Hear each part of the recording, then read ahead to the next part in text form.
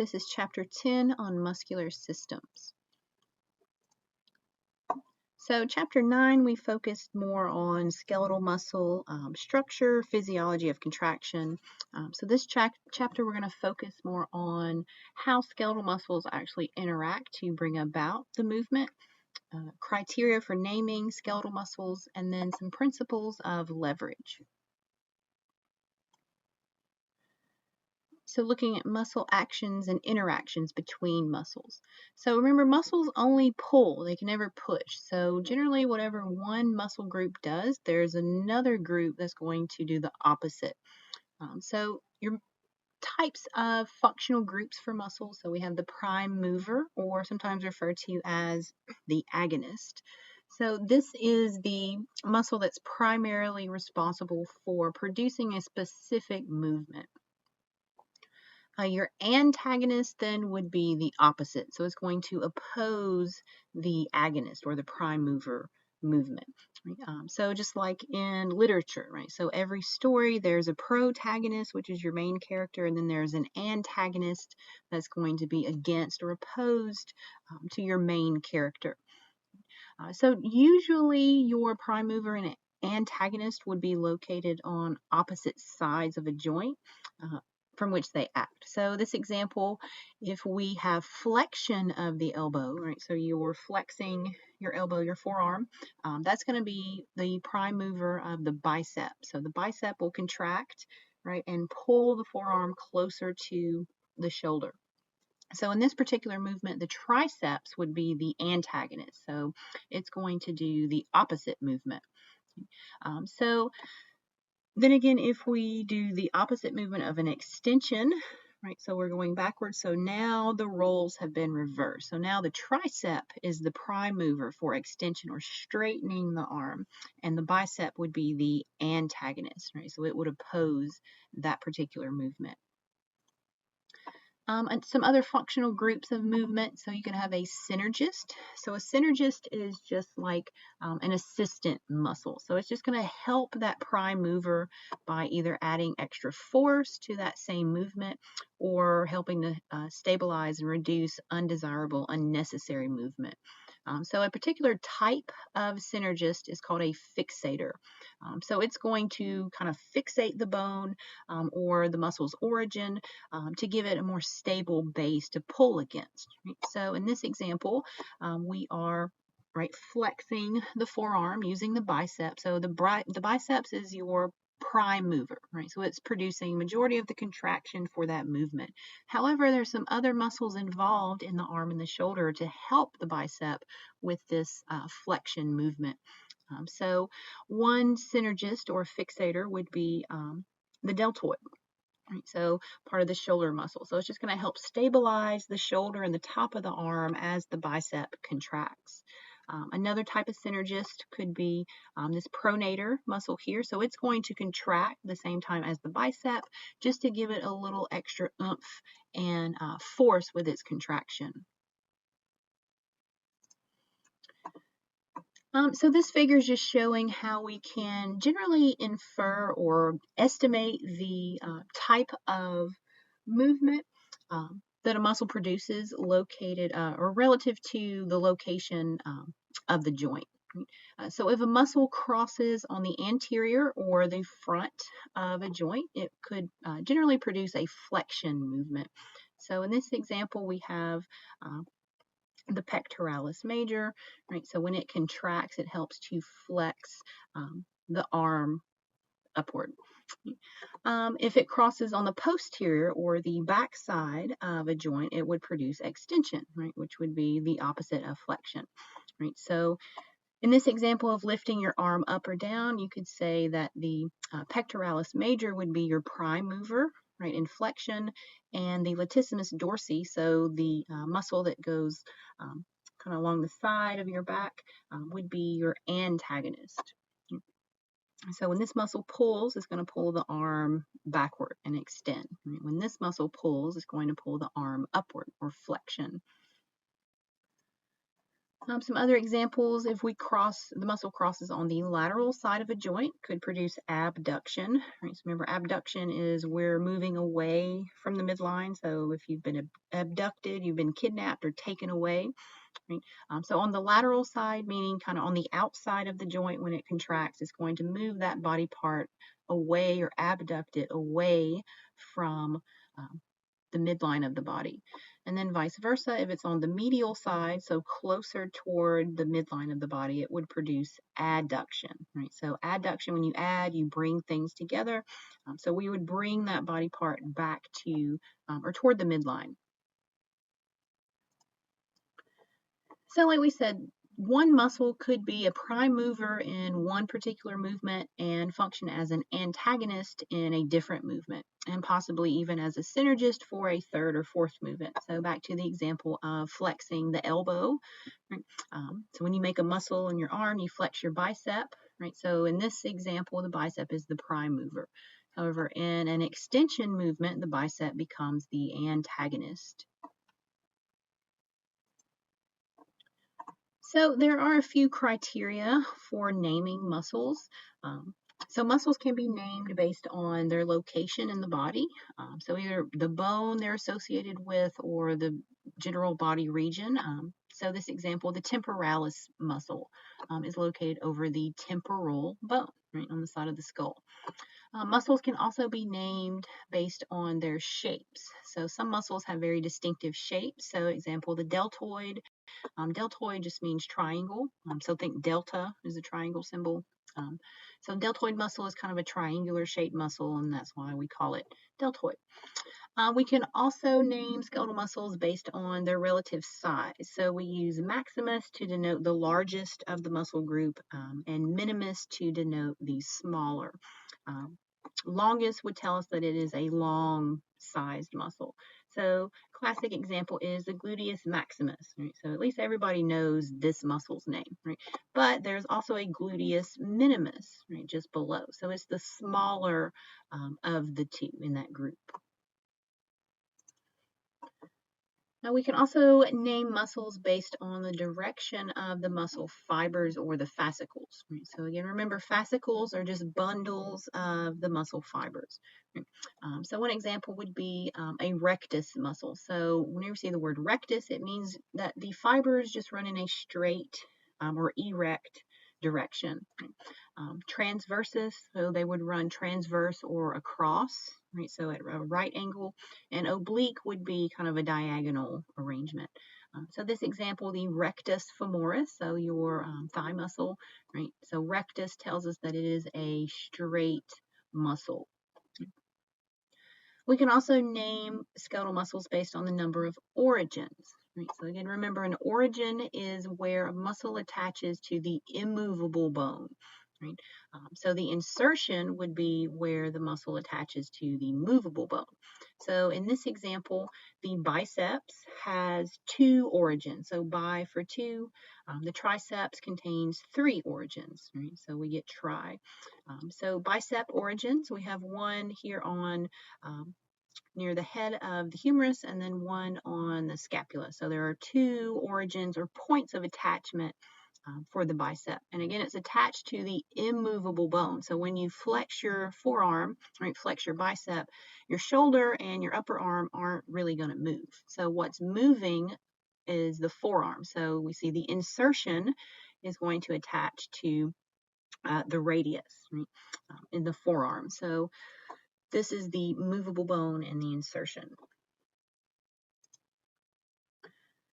Skeletal muscles can also be named by the location of their attachments and the location of their origins and insertions. So generally they'll be named according to with the origin named first. So classic example of this is the sternocleidomastoid muscle. Right? So it attaches to the sternum here, right? So here we have the manubrium, right? The knot of the necktie in the sternum. It also attaches to the clavicle, right? So your collarbones. So this is the origin, and then the insertion is on the mastoid process, right? So on the side of the skull. So sterno for sternum, cledo for clavicle, and then mastoid for the mastoid process. So again, with the origin named first. So a lot of times these muscle names can give you clues to what they do or where they're located. We can also name muscles based on their action they produce. So maybe a flexor or an extensor. So obviously if a muscle has the name flexor in it, we know that it produces a flexion movement. Um, Sometimes we can combine several of these naming criteria. So again, just the name of a muscle sometimes can give you a lot of clues on where it is or what it does. So an example, the extensor carpi radialis longus, right? So this is one name for one muscle, but there's a lot of information in this name, right? So extensor tells us that it extends, right? The wrist. Carpi, right? So it's located in the wrist. Radialis, right? The radius and longus tells us that the shape is just a long, thin muscle. So as we've said, all skeletal muscles consist of fascicles, right, which are just bundles of fibers.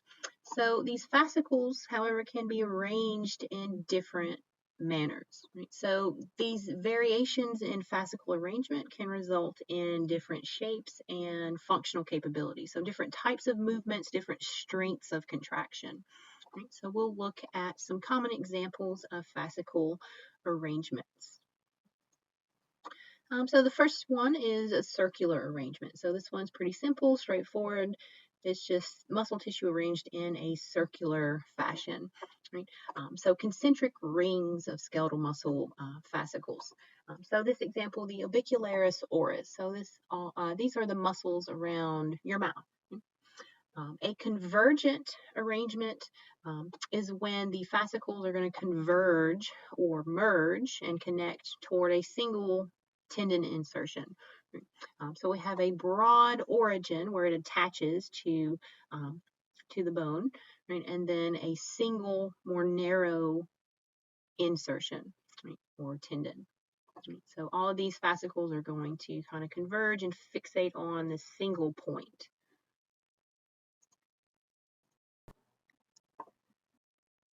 Okay, so in a parallel arrangement, the fascicles are arranged parallel, right? So they're parallel to the long axis of generally a strap-like muscle. So these are very thin, long muscles usually. So the sartorius is a good example of parallel fascicle arrangement. In fusiform arrangements, the muscles are more spindle shaped. So they're kind of fat in the middle and more narrow on the ends. So they still have parallel fibers, but they're just arranged in this fusiform shape. So they kind of taper near the ends, like in the biceps muscle. Your pinnate arrangements consists of short fascicles that attach obliquely, so kind of diagonally or from the side, to a central tendon that runs the length of the muscle. Right? So essentially we have a tendon kind of in the middle, and then the muscle fascicles and fibers are going to come off the sides of that tendon. Right?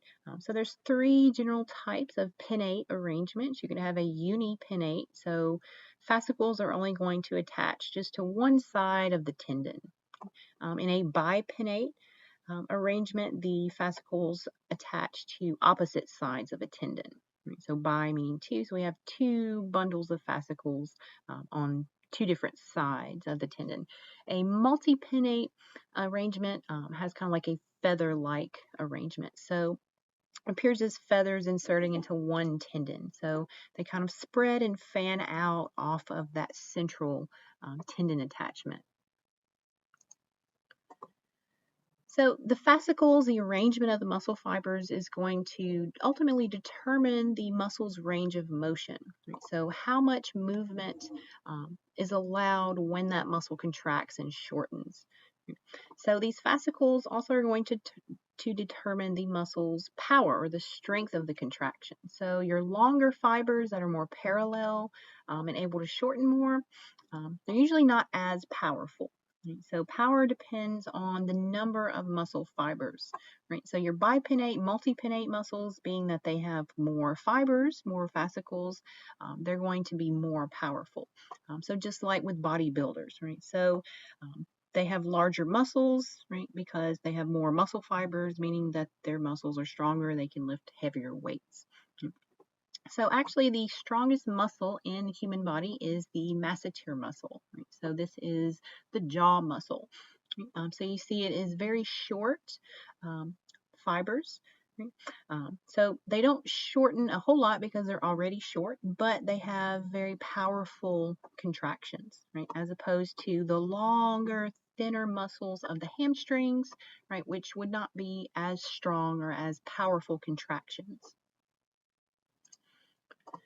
So most skeletal muscles are going to operate under a leverage system, right? So you've all used levers in your everyday life, maybe not really noticing it, but they're more common than you would think. So basic components of a lever system, you have the lever, of course, which would just be the bar, or in our case, a bone that's going to move on a pivot point called a fulcrum. So again, our anatomical terms, this would be your joints. The effort is the force supplied by the muscle contraction to move that bone, right, or move that lever to carry a load or a resistance. So the load would be any bone, tissue, any added weight that we're lifting or moving with our effort in our skeletal muscles. So levers are helpful because they allow a given effort to be able to move heavier loads or to move loads farther and faster. So it all breaks down to the relative position of the fulcrum or that pivot point relative to your load and effort. So two basic categories of lever systems. You could have a mechanical advantage or a mechanical disadvantage. Right? So with your mechanical advantage, the load is closer to the fulcrum, with the effort being farther from the load. So in this example, we have our mechanical advantage. So say you have a stick propped up on a rock that you're trying to lift a heavy brick with. Right? So the load, the brick that we're trying to lift, is closer to our fulcrum, right, our little pivot point, the rock. The effort, which is your hand, your muscle using to lift the stick, is farther from that pivot point or that fulcrum. So this allows us to move a relatively large load with a small effort. Your mechanical disadvantage would be the opposite. So this one, the load is farther from the fulcrum. The effort is closer. Right? So these are sometimes called speed levers. So we can move loads more quickly, but we can't move as heavy a load. Right? Whereas your mechanical advantage, we're able to, or your power levers, we're able to lift heavier loads with smaller efforts, but it's a little bit slower than your speed levers. So again, just looking at this figure, try to imagine if you're going to try to lift this rock up. Right, so when you push down on the stick, right, we are able to kind of easily lift this rock up, as opposed to here, we just don't have really enough leverage to lift the brick up as high as we would with our mechanical advantage lever.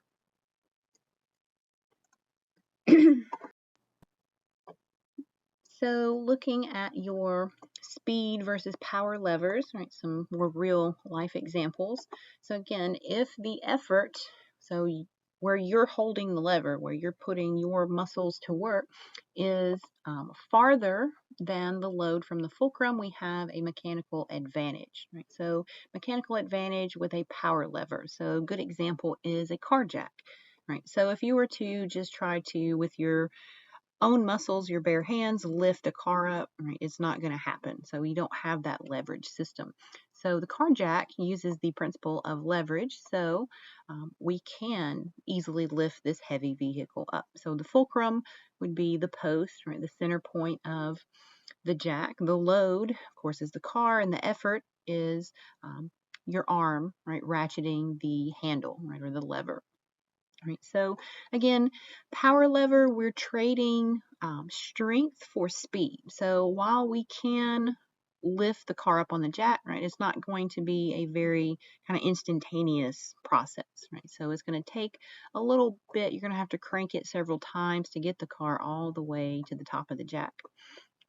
as opposed to your speed levers with a mechanical disadvantage. We have the load is, or the effort is closer to the fulcrum than the load, right? So we're, again, trade-off between strength and the amount of load or weight we can move with speed. So we can't lift as heavy mass, but we can move it much more quickly.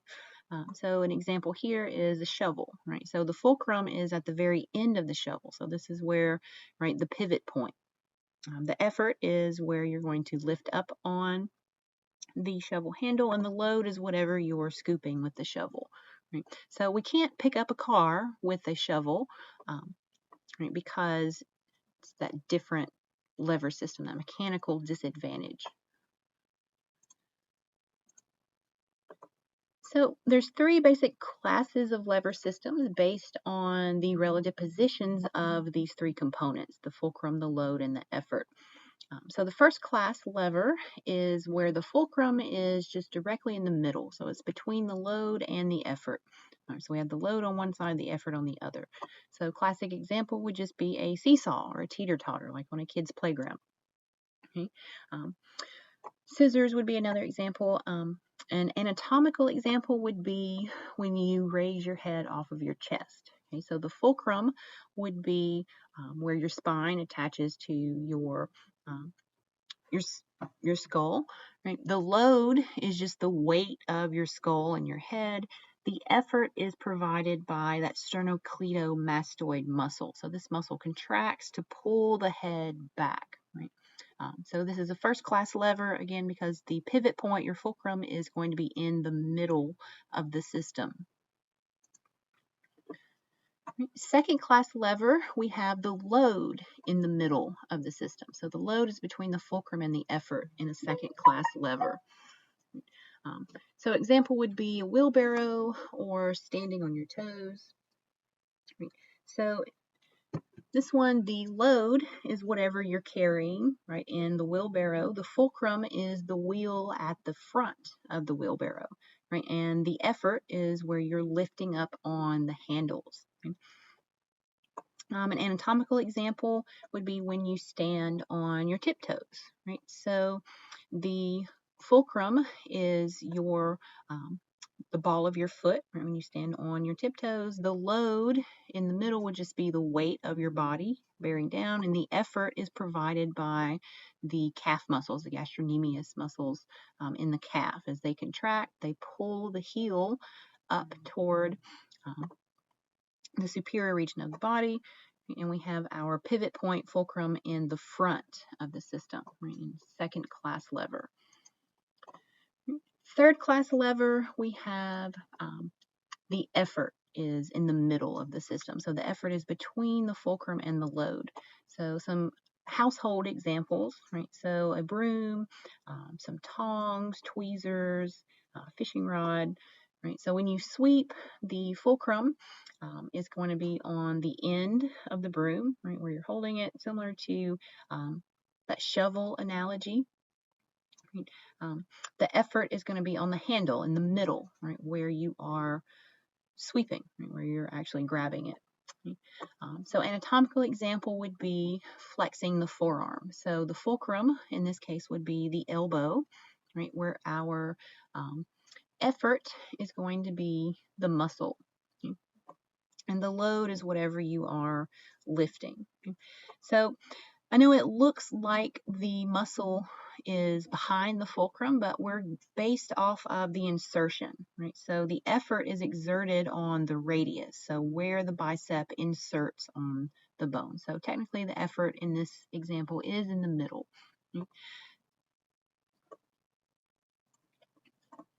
Right, so just a summary of our lever system. So your mechanical disadvantage, right, are your speed levers. So we're trade-off between power for speed and maneuverability. Right? So we lose a little bit of force, but we have a greater range of motion and speed with these levers. So again, like the shovel analogy. So systems that operate under your mechanical advantage are called power levers, right? So they're slower, but they have more, much more strength and force to their movements, right? So with the car jack, right? So we can't move a car as quick as we can move a shovel, but we can't lift a car with a shovel either. And then your three classes of levers, first, second, third class of levers. So it all boils down to which component is in the middle of the system, right? So one way to remember it is FLE, F-L-E. So fulcrum is in the middle in a first class lever, load is in the middle of a second class lever, and the effort is in the middle of a third class lever.